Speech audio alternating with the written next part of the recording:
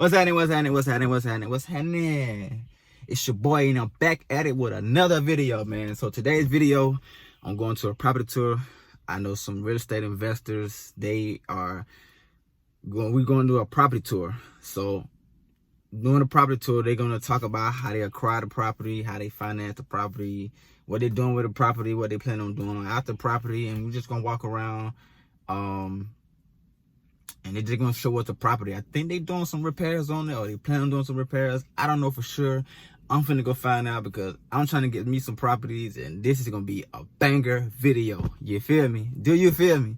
So I'm bringing y'all along. So I want y'all to see what I'm trying to get into. If you interested, you know you're going to hit them comments or you're going to hit them DMs. This how it going to go. So come tag along with me. You dig? So welcome to an Atlanta property tour.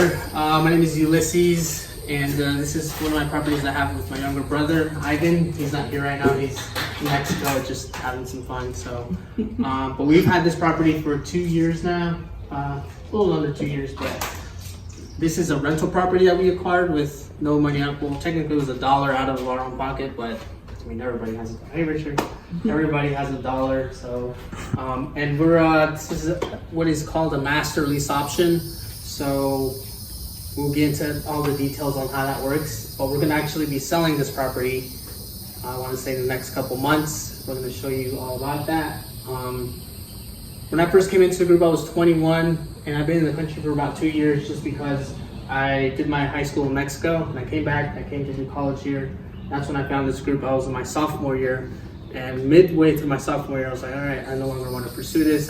So I got a full-time job, 2 full-time jobs actually. Well, 1 full-time and then 1 part-time job. And I left that, and I started, learning about this curriculum and everything that they teach here about real estate. And at the time, I didn't have any money. Well, just your regular minimum wage jobs that you have as a kid, and no credit. So that's a little bit about me. And I was like, all right, we want to do something like this. We got to figure out a way to get these properties with no money, no credit, because that's what I had. So that's what I did, and we started learning. I think Marty mentioned at the beginning how, there's an example saying how like Batman, he doesn't really have superpowers, but he knows how to use his tools to, get the problem solved. So that's what we did. We're not superheroes, but we learned how to use certain tools to, solve a problem in real estate and make it profitable. So I think we're gonna do a walkthrough first, right? Yep, we could do a walkthrough. So we're gonna show you a little bit, just to give you a heads up. When we got this property 2 years ago, there was a tenant in here already. They were moving out, so it was technically not rent ready, but it wasn't a complete rehab. So we just kind of cleaned up some stuff, took some stuff out, but we didn't do anything in regards to fixing or anything like that. It was kind of like cleaning stuff and getting some trash out. So you're gonna see that today. And then if you have any questions on the chat or whatever, just type them in. Daniel will read them to me, or if you guys have any questions, I'll repeat it and we can go from there. Will you be fixing?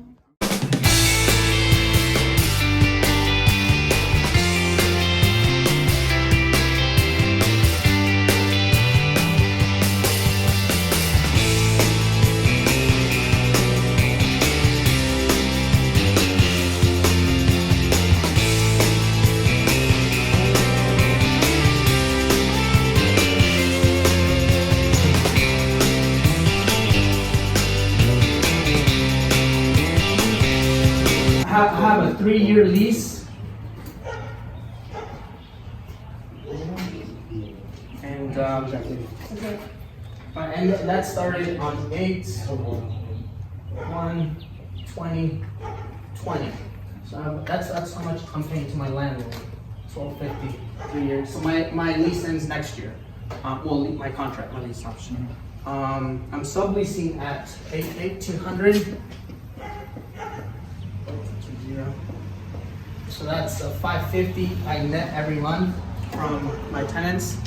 Was the 1800 what the tenant was paying to the landlord before you? No, she was paying. That's a good question. So the tenants that my landlord had, they were paying. I want to say it was $1,400. So it's kind of there, So you took over the property and slapped them with a $400 increase. Well, she was.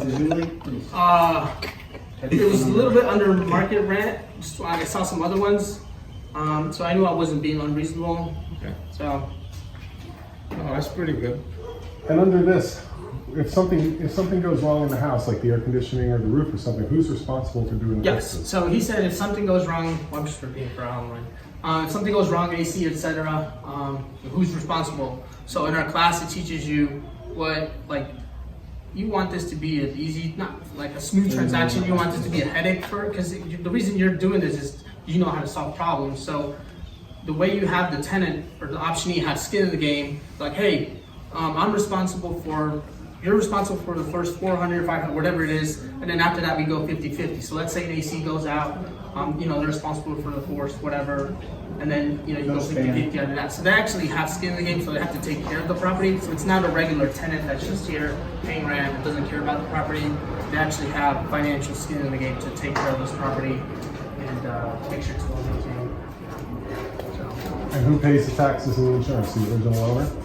That's a good question. Who pays the taxes and the insurance? So in our class it says if you can negotiate with like paying the mortgage, you paying the taxes, that'll be good for you, because if it goes to a judge, they look at it, well, this guy's paying the taxes, he's paying the mortgage, he has total control. This guy has more ownership, even though on paper it says, let's say, tax assessors owned by such and such. You're the one who's taking responsibility of the whole property and stuff like that. So on this end, but in our case, our landlord, she's paying the taxes, and and there's a mortgage on it, so all it is just taxes. So What's the current mortgage amount? 1250. Well, it's 1250. She doesn't have a mortgage, but we're paying 1250. Do you pay the mortgage to the bank or to the landlord? Just the landlord. How do you verify the landlord is actually paying the mortgage? No, there is no mortgage. Oh, okay. Yeah. Okay. Yeah. So good so far.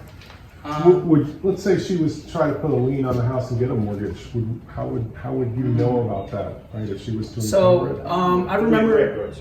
I remember Chris Wilson saying something that the bank, because there's this lady that asked, like, how does the bank know about you if you're not in the picture, you're just in agreement with, like, whenever they, not skip trace, but whenever they go back, they'll eventually find you whenever they want to close or want to do something financial, they'll find your, if you do they'll do a title search. Yeah. So Okay, by they'll doing that see your- memorandum of an option. Okay, they'll see you that way.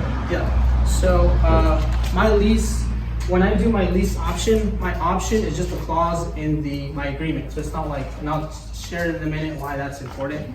But when I go to my landlord, hey, there's just a clause in there. It's not a whole thing. It's just one that, hey, I have the option to buy such and such, et cetera, et cetera. So basically, you kind of like appeal to her by saying, "Hey, I'll take care of the payment." Yeah, And it's on maintenance. 50-50 on the maintenance. With not the landlord, the tenants. Oh, okay. So she doesn't have to worry about. She the doesn't. maintenance. All she cares about is she's getting $12.50. Yeah. I'm taking care of the maintenance, and she don't have to deal with anything else. So that's property management. What's that? A sort of property management. I mean, you are managing Sort the of, property yeah. So- with not being the yeah. actual tenant.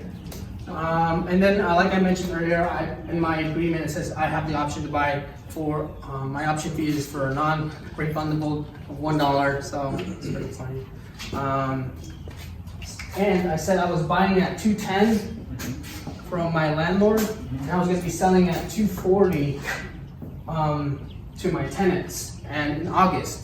And the property's worth more than $240 right now. But if they actually went through it and were responsible, they would be buying this property at $240, and the property is worth more than that. So if I was making another spread, that would be my spread there. What's the current value now? Like about 310? I want to 310-ish. Ballpark. Yeah, like as is, I want to say something. I know I have some other comps. There's another one just down the street. I think it has 140 square feet more than this one, but that one sold for $352 or something like that. So it's So what's your current plan for this? yeah. I'm about to learn that. Just a minute. Make sure I'm not forgetting anything. Okay. I guess I can skip. All right. Okay. So there's a picture there. Just made it back from the property tour. The property tour was amazing. I'm just like, man, I can't wait to my turn. I can't wait. I'm waiting. But that's beside the point. Yeah, I don't think I caught him when he said how he acquired a property. He acquired a property from a tired landlord, and he used some strategies to purchase the property for $1. Can you believe that? He purchased a property for $1. So when he said that property, he done made so in 2 years, 2 to 3 years, I think about 2 years, he leased the property, and he done made about 41,600. And when he sell it, he probably make another 30 or maybe another 40 or 50,000. So that's like what, 81,000 that he just done built up from $1. That's amazing. It's amazing. So if you watching this video, you done made it through the video, I appreciate you. Thank you for watching my video. Like, subscribe, comment down below. If you're interested in learning how you can purchase a property for $1, hit me. I'm here to help.